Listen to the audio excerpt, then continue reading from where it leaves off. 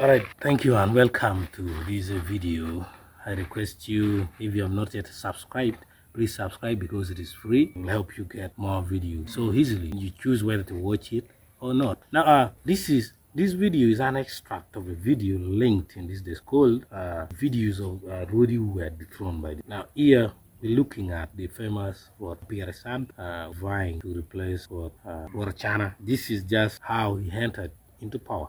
Apire replaced Rwot. Rwot II, referred to also as Mandela, of Atiak, reigned from 2003 to 2005. He was enthroned while still in Senior 2 in 2000. He was dethroned by the Atiak Council of Elders and replaced by Apire Santo in September 2011. So from 2003 to 2005, there was Rwot of Atiak, who was called Rwot.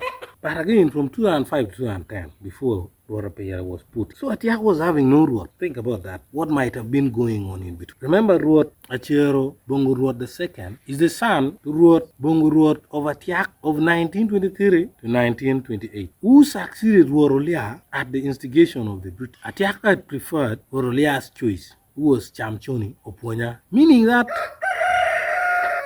Rwot the first, of the 1923 to 1928, was also not the correct word for Atiak. The British is the one who put him there. Remember, Rwot hanged himself for fearing punishment by the British. So his son, Rwot II, who was put into throne in 2003, still was not a proper word. Remember, the will of Rwot was Chamchoni Oponya, and the people also wanted him.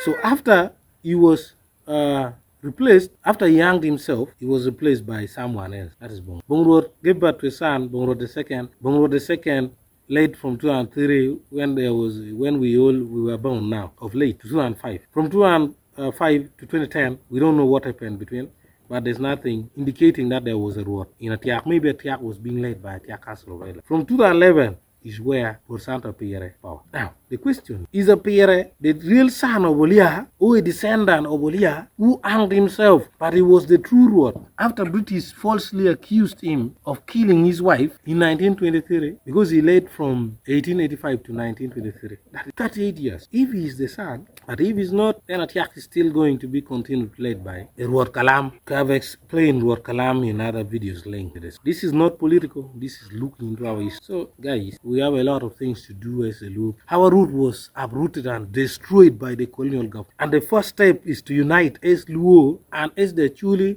Lang, Jolu of Kenya, Shilok, and the rest. We must unite, also cooperate with other non-Luo people so that we make sure we can prosper while maintaining our root. So that is just a glimpse into how Apire Santo and into power, which I may be right or wrong to say is question. Thank you. If you are subscribed, I will do, and if you like the show that you like, give the feedback in your comment, and you can also share to other people learn Luo history.